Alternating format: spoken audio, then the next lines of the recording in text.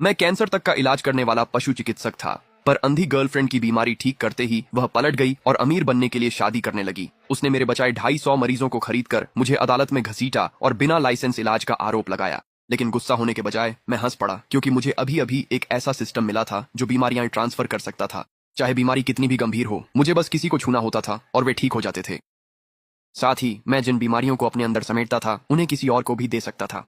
और इसी तरह सिर्फ 1 महीने में मैंने जिन भी मरीजों को छुआ, वे सब मौत के मुंह से वापस आ गए। मुझे लगा था कि अब मैं आखिरकार वह चमत्कारी डॉक्टर बन जाऊंगा जिसकी सब तारीफ करते हैं। लेकिन मुझे कभी उम्मीद नहीं थी कि वही लोग मुझे पैसों के लिए बेच देंगे और अदालत में घसीट लाएंगे। अगर भलाई करने से मुझे कुछ नहीं मिलता तो बेहतर है कि मैं हर दर्द उन्हीं को लौटा दूं। अभियोजन पक्ष द्वारा आरोपी चेन जे पर बिना लाइसेंस के चिकित्सा करने और अज्ञात दवाओं का अवैध रूप से उपयोग करने का आरोप है, जिससे गंभीर विकलांगता हुई। साथ ही कई अन्य आरोप, जिनमें सार्वजनिक सुरक्षा को खतरे में डालना भी शामिल है। सभी अपराधों की सजा एक साथ सुनाई जाएगी। क्या आप दोषी मानते हैं? मैं प्रतिवादी की मेज पर ठंडी हथकड़ियों में खड़ा था। न कोई गुस्सा था, न कोई चिल्लाहट। सच कहूं तो मुझे तो हंसी आ रही थी। 320 साल, इन्होंने तो सच में इसका हिसाब भी लगा लिया।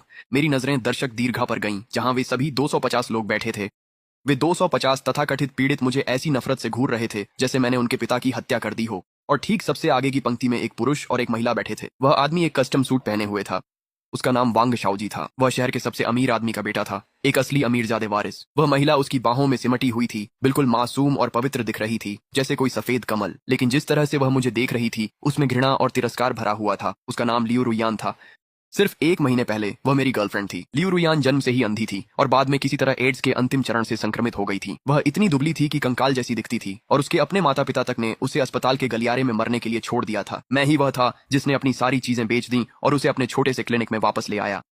और उसी रात मैंने गलती से बीमारी स्थानांतरण प्रणाली को जागृत कर दिया। जब तक मैं किसी को छूता, मैं किसी भी जीवित चीज से कोई भी बीमारी निकाल सकता था, फिर उसे सिस्टम के क्वारंटीन कक्ष में संग्रहित कर सकता था और उन्हें तुरंत ठीक कर सकता था। और उस कक्ष में मौजूद किसी भी बीमारी को मैं जिसे चाहूं सिर्फ छूकर उसे दे सकता था। सिस्टम मिलने के बाद सबसे पहला काम मैंने यह किया कि मैंने लियू रोयान का हाथ पकड़ लिया। मैंने उसकी जन्मजात अंधता और एड्स के अंतिम चरण दोनों को निकालकर सिस्टम में बंद कर दिया। 20 से अधिक वर्षों तक अंधी रहने के बाद जब लियू रुयान ने अपनी आंखें खोली तो उसने सबसे पहले कहा, चेन जे, धन्यवाद, मैं तुमसे अलावा किसी और से कभी शादी नहीं करूंगी। और मैंने उस पर विश्वास किया। इस सिस्टम से अपनी पसंदीदा महिला को बचाने के बाद मुझे लगा मैं सफल हो रहा हूँ। पैसे और घर के लिए मैंने मरीजों को देखना शुरू किया। 1 महीने में मैंने 250 ऐसे लाइलाज मरीज ठीक किए जिन्हें अस्पतालों ने छोड़ दिया था। इनमें लिवर कैंसर वाला व्यापारी, किडनी फेलियर वाला बुजुर्ग और जली हुई इन्फ्लुएंसर शामिल थी। मैंने उनसे कभी अतिरिक्त पैसे नहीं लिए, सिर्फ बुनियादी पोषण की लागत भर ही ली। उस समय वे मेरे सामने घुटनों के बल गिर गए और मुझे जीवित संत कहने लगे। उन्होंने कसम खाई कि वे मेरे लिए एक मंदिर बनाएंगे। और उसके बाद क्या हुआ? जैसे ही लियू रुयान की नजर वापस आई, उसने सबसे पहले क्लब जाकर जश्न मनाया। वहीं उसकी मुलाकात वांग शाओजी से हुई, जो एक अमीर